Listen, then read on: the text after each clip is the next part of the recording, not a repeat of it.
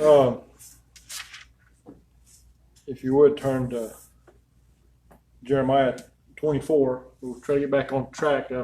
I skipped to 22 a few weeks ago and had to go back to it last week, and so we're back where we should be now in our study.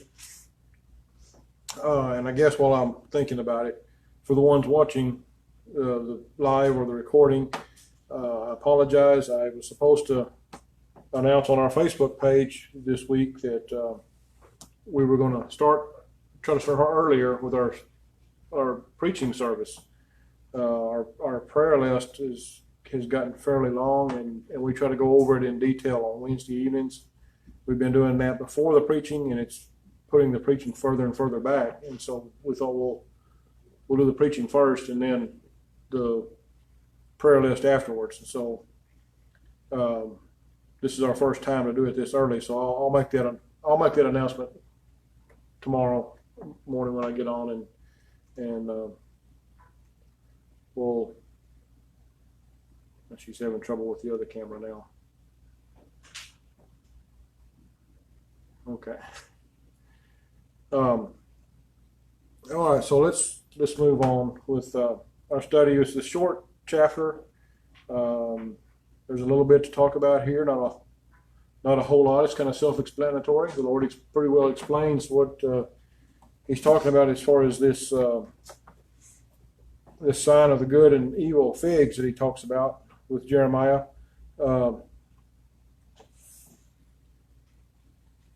He tells this story here, and then spends verses 1 through 3, and then spends the rest of the chapter telling Jeremiah what he's talking about. And it's pretty well self-explanatory and a good lesson. It can also be applicable today to a certain extent. Not totally, but to a certain extent. And we'll talk about that when we get to it. So, chapter 24 and verse 1. The Lord showed me, and behold, 2 baskets of figs were set before the temple of the Lord.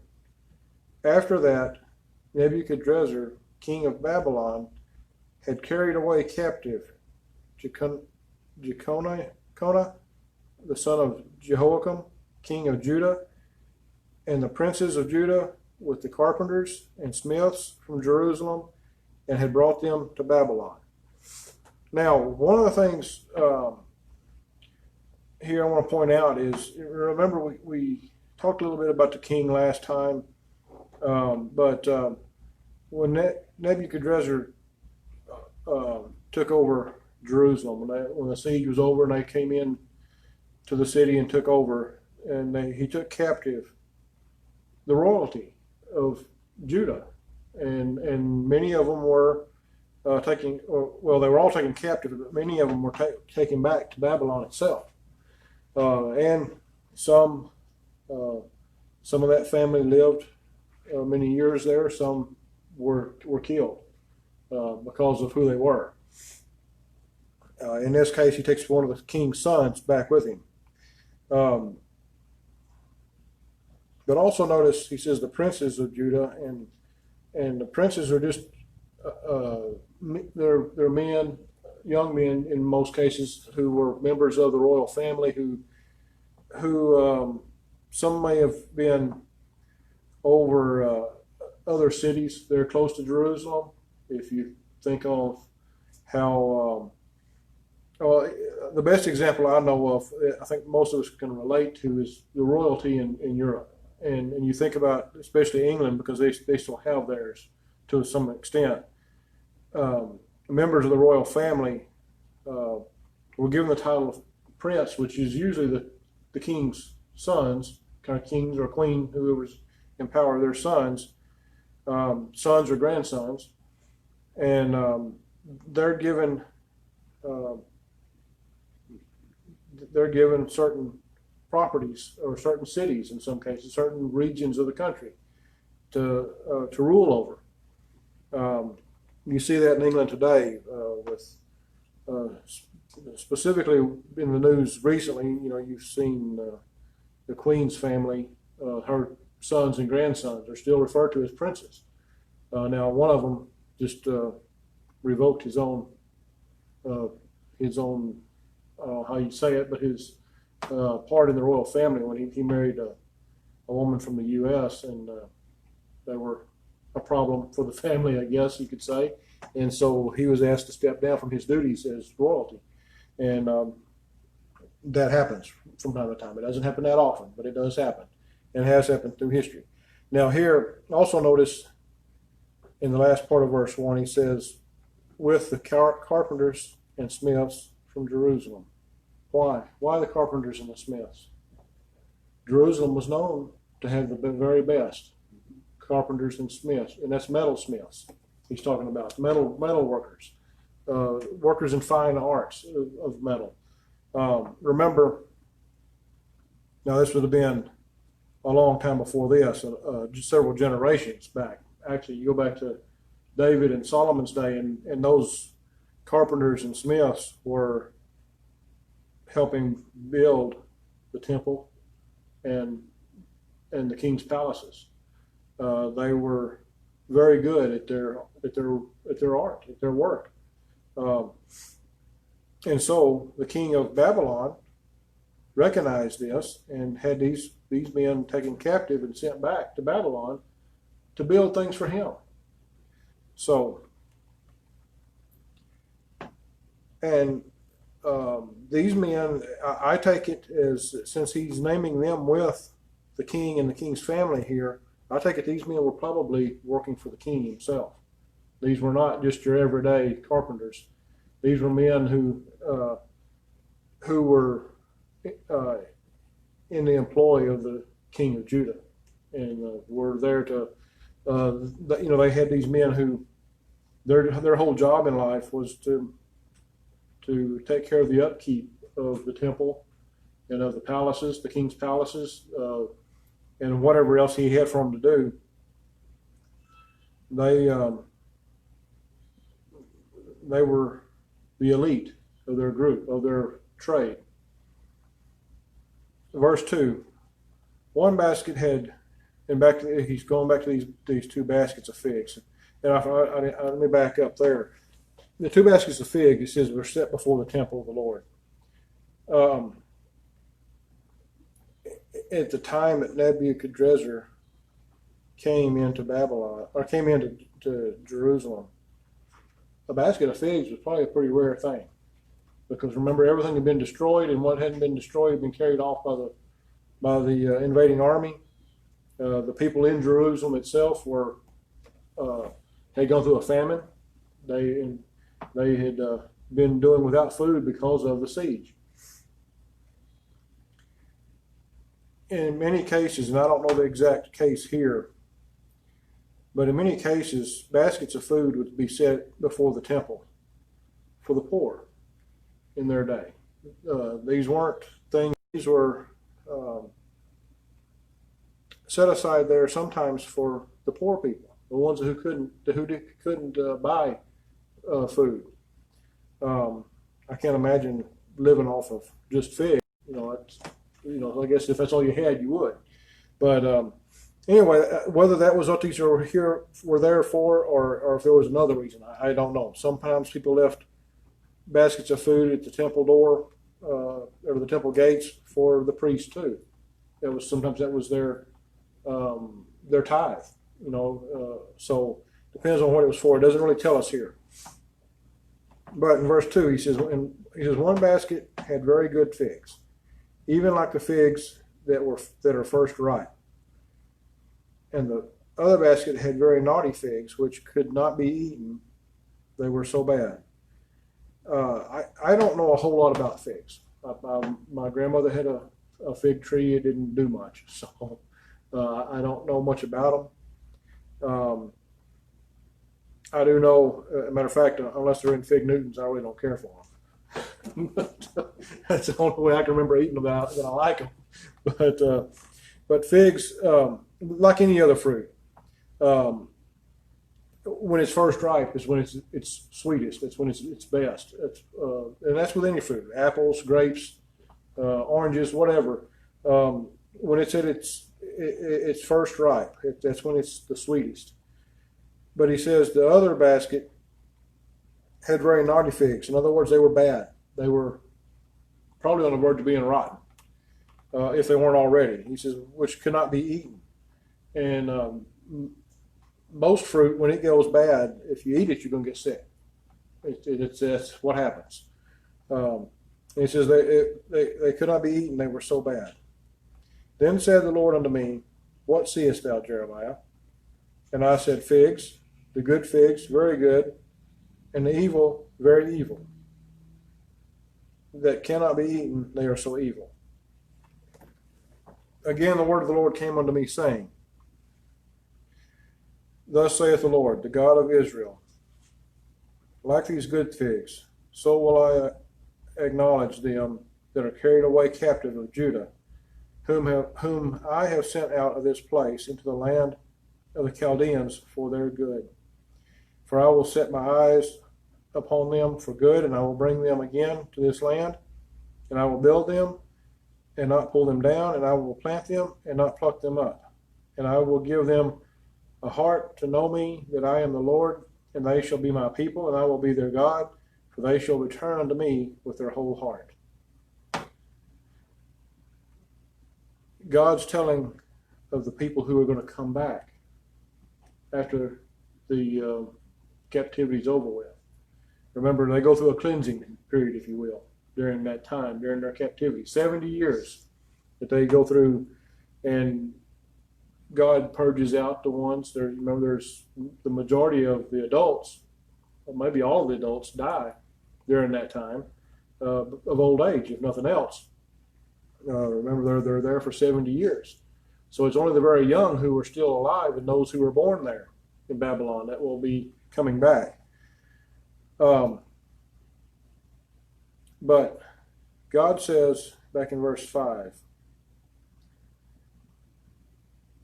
like these good figs, so will I acknowledge them that are carried away captive of Judah. Not just the ones that are carried away, he says, but whom I have sent out of this place. So it's not all of them. There's a remnant that God is going to send out that are the good figs, if you will. They're the ones who are God's elect.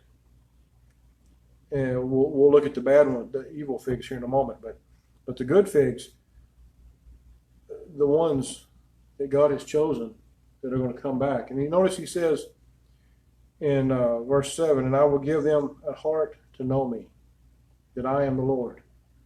He's going to save them. They're not going to save themselves. They're not going to, there's no free will involved in that. God says, I'm going to do it.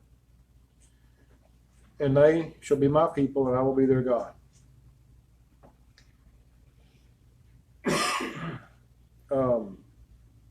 He says back in verse 6, I will set mine eyes upon them for good. In other words, he's going to watch over them. He's going to protect them. Remember the stories in Daniel, of Daniel and the three other young men that were with Daniel, and there were others besides them that he talks about, that the Lord protected. He had a remnant he set aside. There was those that he had a purpose for, and the purpose was that he was going to, once they were ready, once he had prepared them, they were going to come back to the land, and they were going to possess it again, and they did that. He says, and I will build them. I will build them and not pull them down, and I will plant them and not pluck them up. So these that he's talking about here, they're gonna return to the land of Judah, to the promised land. Verse 8, and he starts in on the evil figs. And as the evil figs, which cannot be eaten, they are so evil. Surely, thus saith the Lord, so will I give Zedekiah the king of Judah, and his princes, and the residue of Jerusalem that remain in this land, and them that dwell in the land of Egypt. Now, we haven't talked much about Egypt in this study yet, but Egypt took a lot of people captive also during this time. And we'll get to that part of the study later, but just remember that's why he's mentioning Egypt here.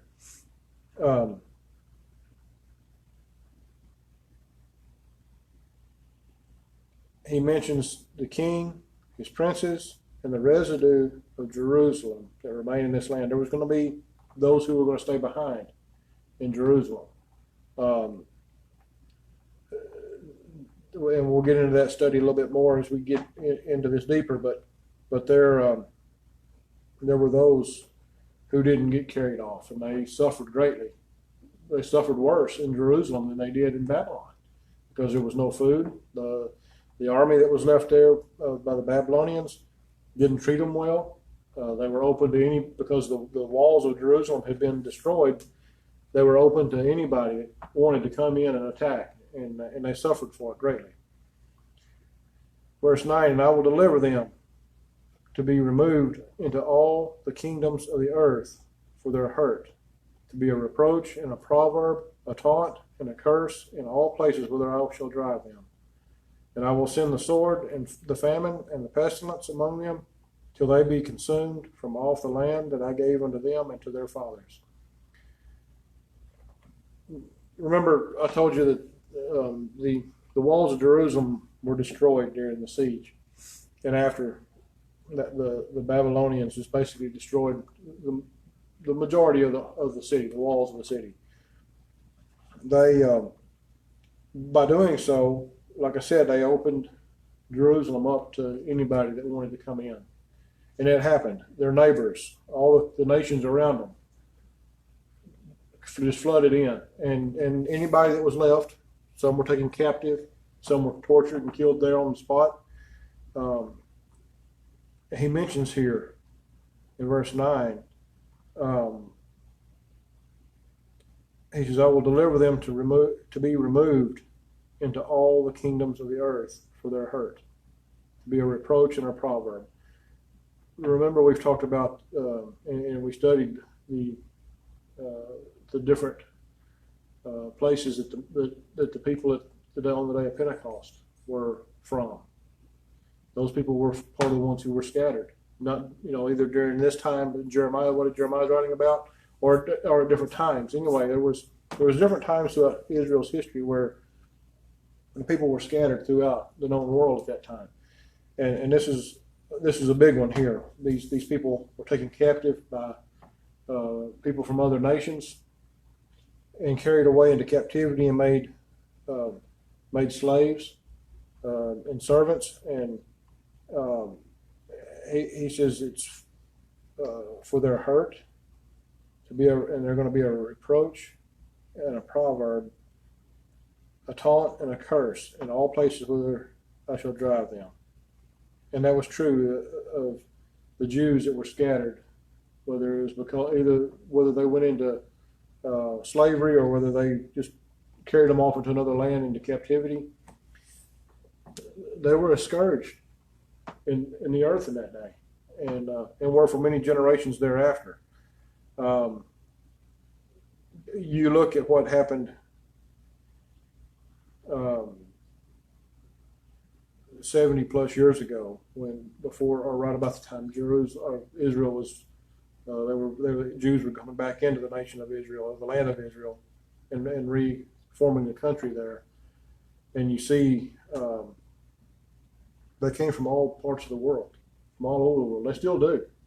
They're trying to go back. But in that day, in the late 1940s, they were coming from all over the world. They were being persecuted in different countries around the world. Even here in our own country, they were being persecuted. We don't think about that much, but it's out there. There's stories out there of it. They went there seeking freedom and seeking to get the promised land back.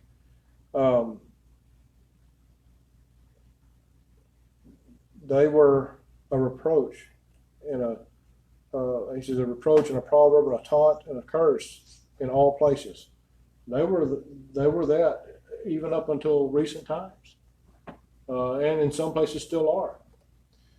So being a Jew, a Hebrew, is not, even in today's world, is not looked upon positively and by many people. Those who are God's elect, those who are that God can still considers His people. We need to. We may not always know who they are, but there are those who. I think I don't know if y'all have met any or not, but there are those out there who call themselves Christian Jews. They're Jewish heritage, but they've been saved, and some are even members of some of the Lord's churches.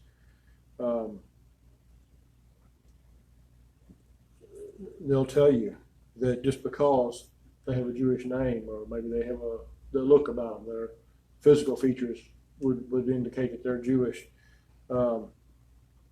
They suffer from time to time. They're persecuted still today.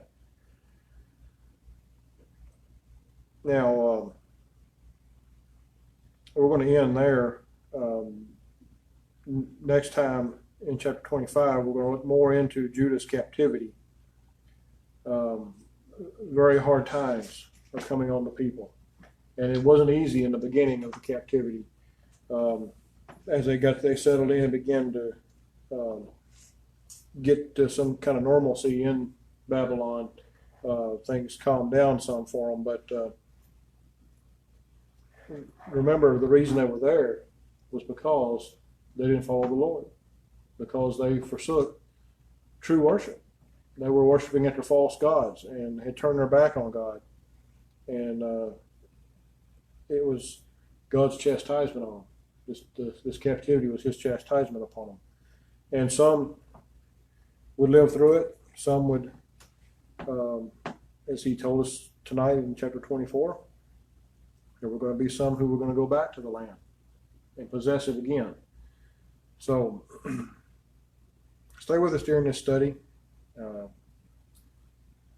It's getting more and more interesting, if you will. I guess it's been interesting so far, but it's getting more and more so because we're starting to see things and names and places that we've heard of and see what they're about. So we'll stop there for tonight.